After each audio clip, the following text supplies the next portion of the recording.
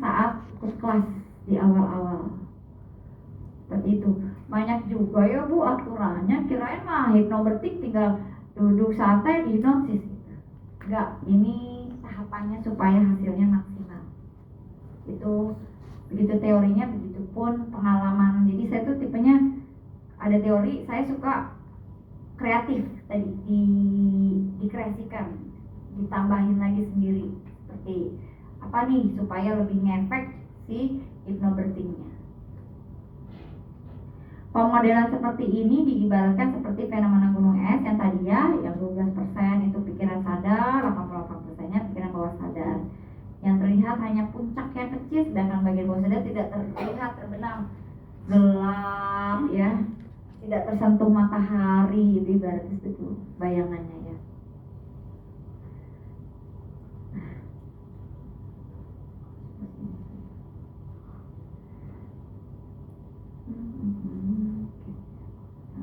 Justru bagian yang tidak terlihat ini, bagian pikiran bawah sadar kita ini terpendam, itu memiliki potensi yang besar, netral, positif, bisa juga menjadi negatif, tergantung yang bagaimana kita memberdayakan dia, memberdayakan si pikiran kita yang ada di otak mana Bu? Korteks limbik bagian depan sebelah kanan. Lalu bagaimana jika terlalu punya pengalaman negatif tersimpan di pikiran bawah sadar sehingga menyebabkan trauma? Contoh, pengalaman persalinan yang penuh drama dan traumatik, apakah bisa dihilangkan dengan hipnosis? Jawabannya, tidak. Lah, terus ngapain saya Bu bidan jauh-jauh kalau ujung-ujungnya pengalaman yang menakutkan itu tidak hilang? Dengerin dulu ya Bu. Tujuan hipnoterapi adalah memprogram ulang. Jadi bukan menghapus, gak bisa di-delete, tapi memprogram ulang pikiran negatif menjadi positif. Reprogramming berarti mengulang, memprogram ulang pikiran negatif. Contoh, saya harus terjeda 3 tahun dari persalinan pertama ke kedua supaya memberanikan diri. Ntar saya waktu lahiran kayak yang pertama lagi gak nih? Digunting gak nih? Cepet banget gak nih? Atau jangan-jangan ini lama banget nih? Kan umurnya udah 37 gitu misalnya ya. Nah, saya belajar hipnoterapi, meng-self-hipnotis, menghipnoterapi diri sendiri, memprogram ulang. Dengan tahapannya tentu ada ilmunya. Nah, saya belajar menghipnotis diri sendiri. Saya buat afirmasi tadi, tulisan dengan 5 tahapan membuka critical area. Kemudian saya lakukan minimal 40 hari minimal. Tapi saya kerjakan itu sampai lahiran. Saya nulis tuh. Dari kapan Bu Bidan mulai menulis? 4 bulan saya. Kalau tadi teorinya kan 12 week ya, sudah bisa merasakan. Tapi saya 14 pas 4 bulan. Kalau dalam, saya percaya dalam agama kita ya, saat ruh ditiupkan. Kadang pasal ada yang kritis, Bu, kan ruh ditiupkan 4 bulan. Kenapa pas DJJ USG nih ya, 6 week udah kelihatan, udah detaknya udah terlihat gitu. Secara biologis tadi saya bilang kan, manusia terdiri dari 3 unsur. Allah menciptakan biologinya dulu ya. Sudah tercipta tuh kan sebelum bayi apa Bu yang diciptakan Allah? Hari-hari kan ya Bu? Plasentanya waktu kita belajar dulu kan plasenta dulu ya diciptakan sama Allah. Nih Allah tuh tanggung jawab. Sebelum ada bayi, makanannya dulu disiapkan. Plasentanya dulu, muncul tali pusat. Ya Bu ya? Baru bayinya ya. Kan makanya kehamilan muda itu bisa isi, bisa kosong ya Bu, bisa BO. Jadi di trimester 3 awal tuh ada 3 kemungkinan: keguguran, abortus, bisa BO, bisa tidak berkembang. Nah, Allah menciptakan biologi kita dulu nih, badan kasar. Kemudian 4 bulannya Allah ciptakan ruh. Kayak manusia ada ruhnya.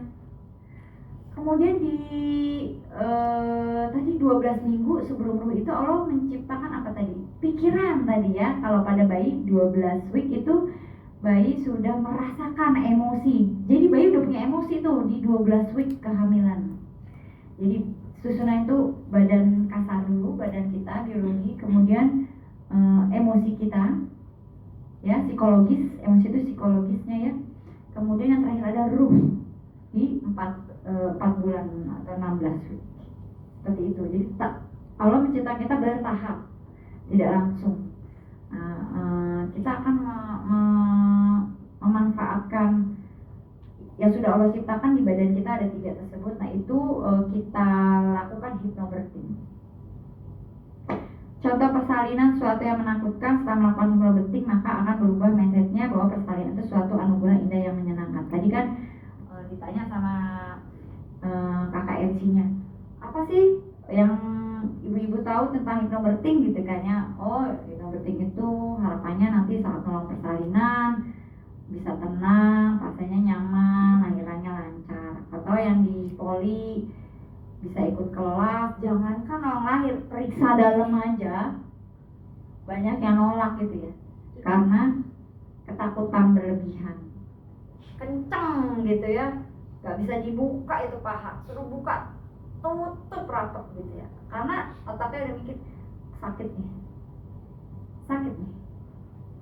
Jadi saya harus kencangkan, karena kalau saya tidak kencang itu bagian dari pertahanan diri ya. Jadi kita terima itu. Jadi yang dibenerin, buka bu, kita gini kan. Paling kita kalau belum belajar itu nih, buka bu, kita kayak gini. Berarti kalau orang sudah gimana ya, buka lagi, ayo lebarin lagi, pahanya digini-giniin. Yang ada bukan tambah lebar, makin rapat diginiin, makin susah tangan kita masuk gitu ya bu ya. Jadi yang dibenerin bukan posisinya, bukan pahanya yang kita tarik dorong keluar, tapi oke, relax bu, ambil nafas dulu yuk, pegang tangan saya. Biasanya dia butuh pegangan. Kalau takut biasanya butuh pegangannya.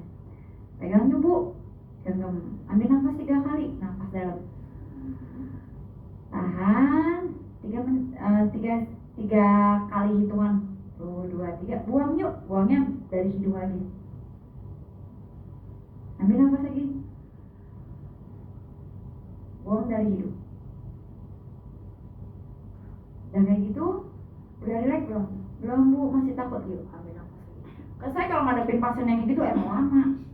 Makanya hypnobirthing itu, tadi saya bilang ya, konsepnya guru saya, guru-guru yang hipno ini, saya belajar ke beberapa guru, penampakannya tuh kalem, tenang gitu loh.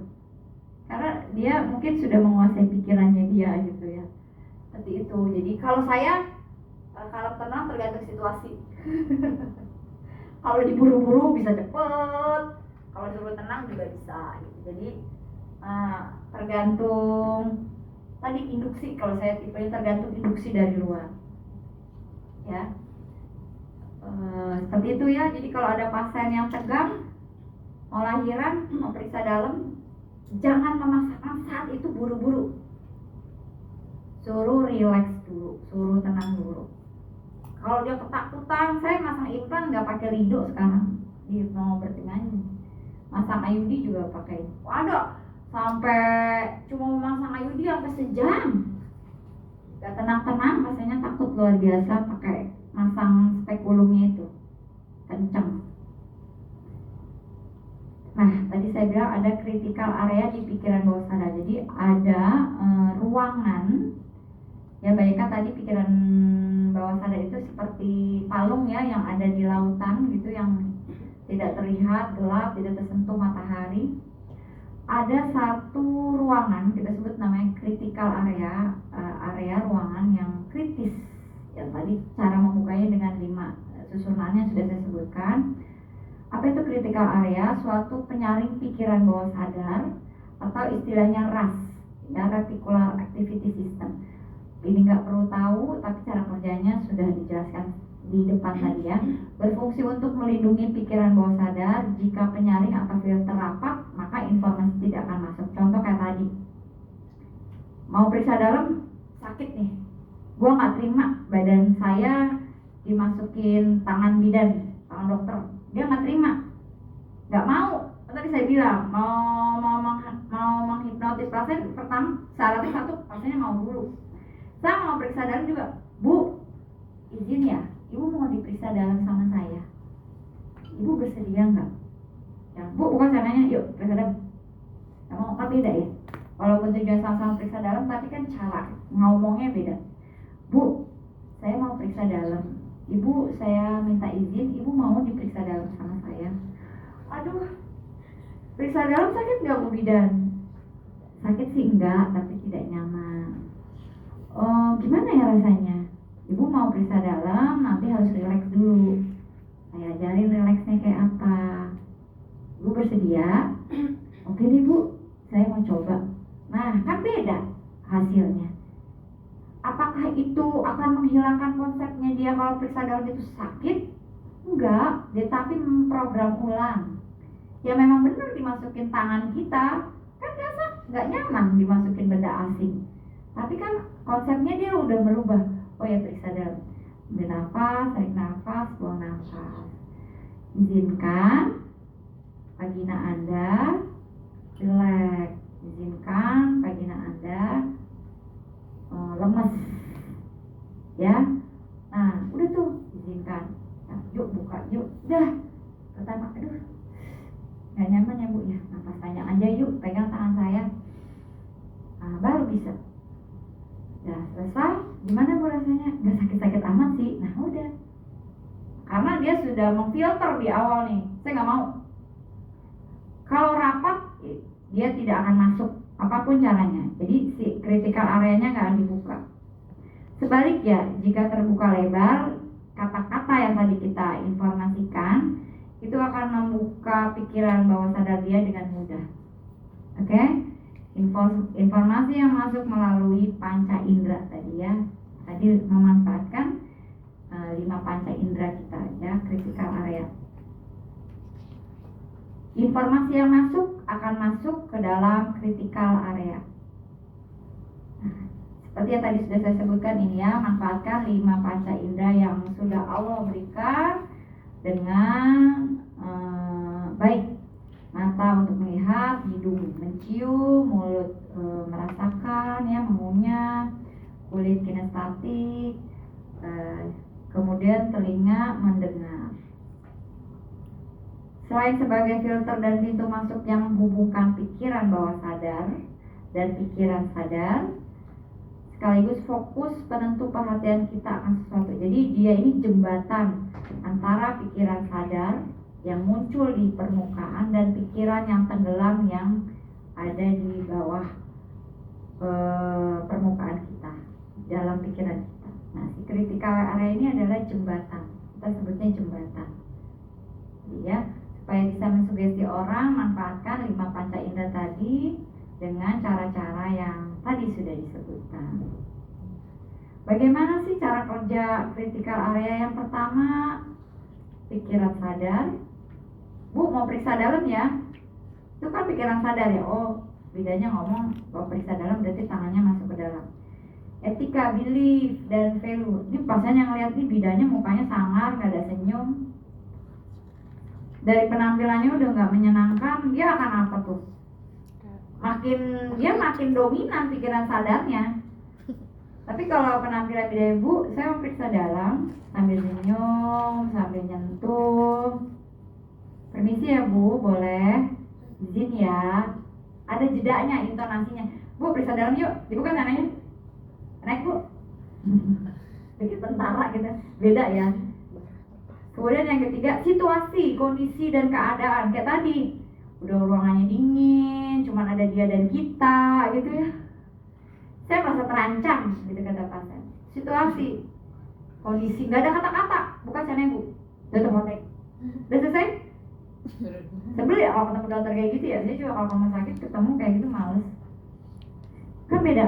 Ibu silahkan buka celana dalamnya ya, pakai kain putihnya atau selimutnya, silahkan dibuka semua ya Bu. Pakaian dalamnya, celana dalamnya atau roknya kalau pakai rok, beda. Udah yang keempat, fokus, minat, respek, dan emosi, mood. Ya, bisa juga kita ngomong kayak gitu lagi capek banget ya, habis dinas malam suruh ke poli, saya juga udah pernah ke rumah sakit ya Bu kerjanya kayak apa, atau habis nolong lahir, pasiennya datang gitu ya pas kita jadwal pelayanan. Jadi nah makanya kalau tadi saya bilang, kalau mau jadi operator kita harus moodnya bagus supaya energi positifnya nular Kalau kita lagi capek, jangan deh maksain janjian bikin kelas hipnobirthing, nggak bisa. Jadi kita dulu benerin moodnya bagus, energinya akan naik Bu. Energi positifnya akan meningkat, nanti hasilnya bagus. Tapi kalau kitanya, saya udah pernah soalnya lagi capek banget, pasien janjian banget, maksa Bu saya cuma ada waktu Sabtu ini ikut kelas gitu ya, di hipnotis kagak tidur tuh pasien. Mulutnya udah pegel, ngomong, udah skripnya gua tak ganti, tetep nggak masuk afirmasi saya. Pelajarannya adalah benar, teorinya dipakai, jangan maksakan diri ya. Terus kalau misalnya ada pasien kayak gitu bilang, ibu maaf kondisi saya sedang tidak memungkinkan gitu. Kita reschedule waktu ya, nanti saya deh yang ngikutin ibu, bisanya kapan. Kalau bisa di hari Minggu saya usahakan. Saya kalau hari Minggu kan nggak praktek nih, pengen istirahat gitu ya, pengen bersosialisasi sama tetangga, sama anak gitu ya. Ya udah, jadi pasiennya suruh gitu. Bahkan kalau setelah itu dia udah payment nih, udah bayar duluan, nanti kelas yang kedua saya free deh, saya gratisin, kayak gitu. Jadi kan dia oke deh, senang kan kasih gratis ya, kita aja beli, ditambahin gorengan satu sama abang beli tahu aja udah senang kan, sama pastinya juga kayak gitu. Biasanya kayak gitu, kalau kitanya yang memang kesalahan kita, saya kasih bonus lah buat pasien. Jadi dia mau, oke deh Bu, saya mau, kapan ibu ada waktunya saya ikut aja, kasih gitu. Kayak gitu kan kita ngatur kan. Jika kita komunikasi dengan orang yang kita hormati, contohnya ya yang membuka critical area, secara otomatis cenderung membuka lebar critical. Nah saya tipe kayak gini banget nih, saya melihat orang itu siapa yang bicara, kan nggak bagus ya, harusnya jangan ngelihat orangnya, harusnya apa sih isinya. Nah saya tipenya lu aja kayak gitu, saya ngajarin gitu kan. Terutama kalau yang berhubungan dengan nilai-nilai agama deh ya, saya udah dengar ceramah gitu ya, ustadznya terpandang terkenal lah, dan banyak jamaahnya. Dia ingat kata-katanya, kalau doa itu Bu jangan minta dunia, mintanya akhirat. Terus saya langsung melihat, nah lu waktu mau ke masjid dia aturannya banyak, saya enggak, saya